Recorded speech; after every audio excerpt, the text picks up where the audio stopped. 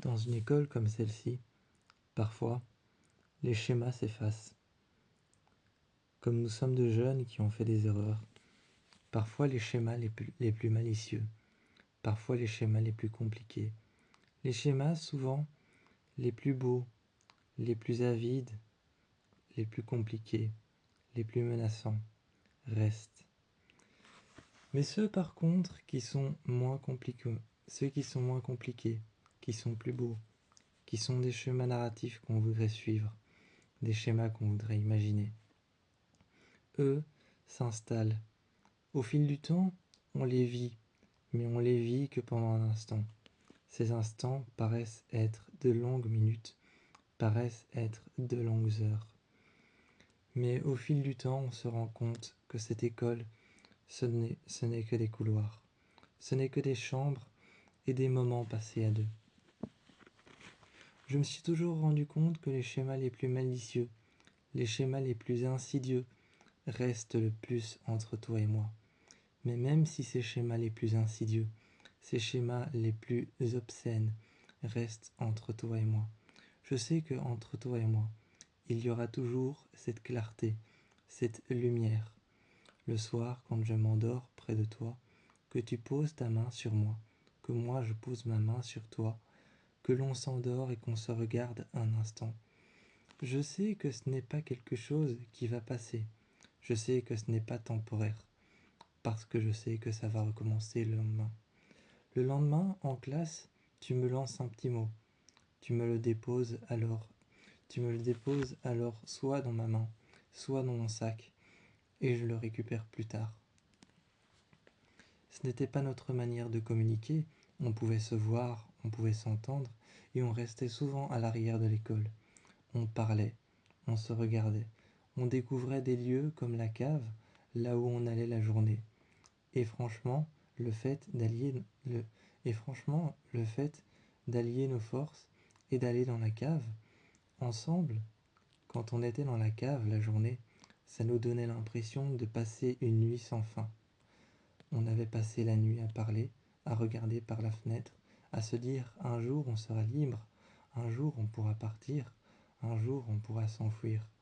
Un jour, la même berline noire qui est venue nous déposer tous les deux, la même berline qui est venue nous déposer, le jour où on s'est rencontrés, le jour où on s'est vu pour la première fois, le jour où on s'est adressé la parole pour la première fois.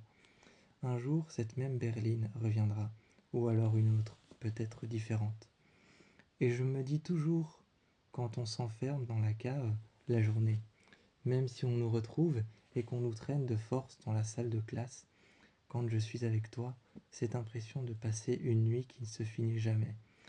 C'est une sorte d'impression presque magique, presque comme si le temps s'arrêtait. Presque comme si le temps s'arrêtait, presque comme si j'avais l'impression d'être avec toi, d'être contre ton corps, de sentir ta veste en jeans, de sentir ta main, tes jambes et tes bras contre moi, de sentir la chaleur de ton corps contre la mienne et la chaleur de mon corps qui allait contre la tienne, de sentir tes cheveux qui se mettaient contre mon front et de sentir tes lèvres contre les miennes quand tu m'embrassais, de sentir ton regard perçant me regarder. Tout ça, c'était des impressions que je pouvais ressentir, mais je savais qu'elles ne se finiraient pas pour autant, même si la jeune femme, l'une des sœurs du couvent, nous avait ramenés à l'intérieur, en nous disant « Vous ne pouvez pas vous enfermer à l'intérieur ». Et la femme qui gérait le couvent, avec une grande robe noire, nous a amenés à l'intérieur. Une robe longue, droite, pas une robe qui moulait sa silhouette, ou alors qui montrait sa silhouette et dévoilait ses formes.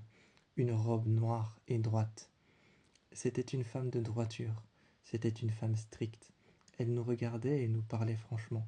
Elle nous disait ce qu'on devait entendre. Elle nous disait clairement et nous guidait clairement vers la bonté et vers la lumière, comme elle le disait. Chaque jour avec elle, on avait une petite heure où on apprenait la Sainte Bible.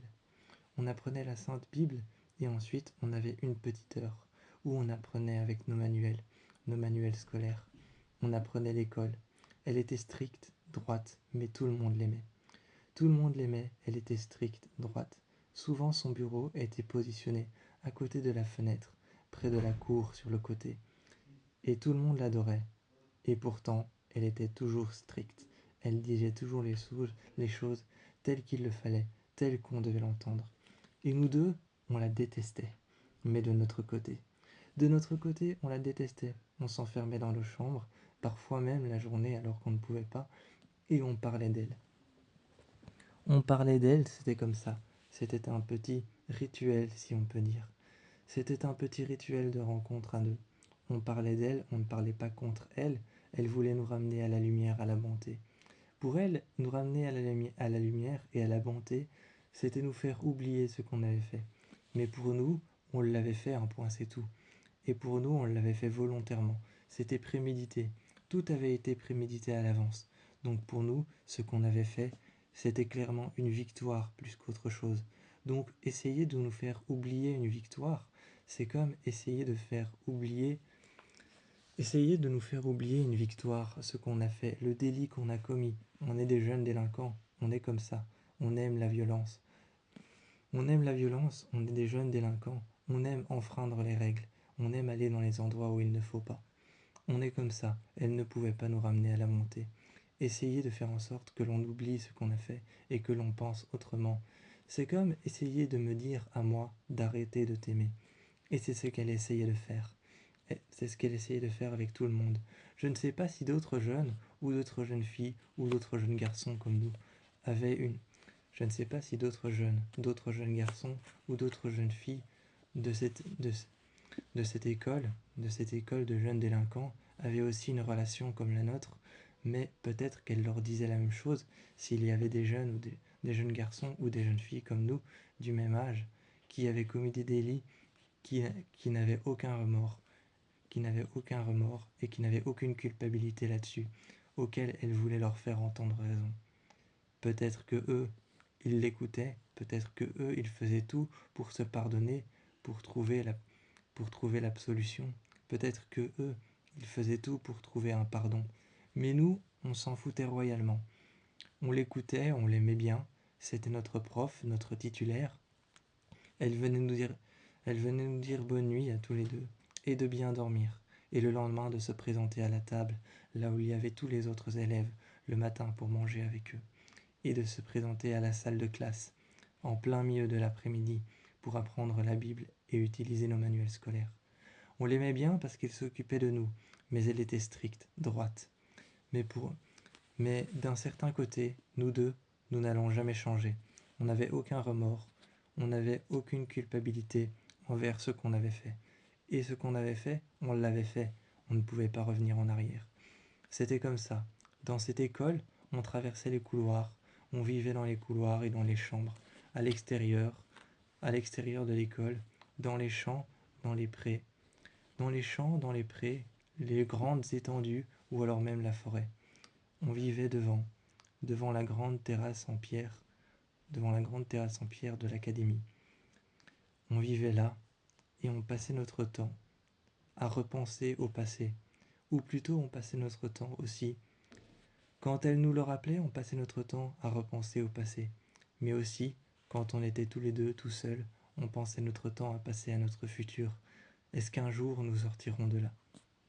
Et on était sûr qu'un jour nous deux, on allait sortir de là, que quelqu'un allait venir nous chercher, cette même berline noire qui est venue nous déposer devant.